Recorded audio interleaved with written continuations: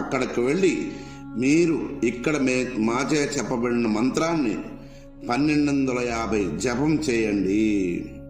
ఇది స్త్రీలైనా పురుషులైనా నపుంసకులైనా ఎవరైనా ప్రతిరోజు 50 రోజులు సాధనలు కావచ్చు, 60 రోజుల సాధనలు కావచ్చు, ప్రతిరోజు 1250 జపం ఖచ్చితంగా ఉదయాన్నే పూర్తి చేసుకోవాల్సి ఉంటుందని గుర్తుపెట్టుకోండి.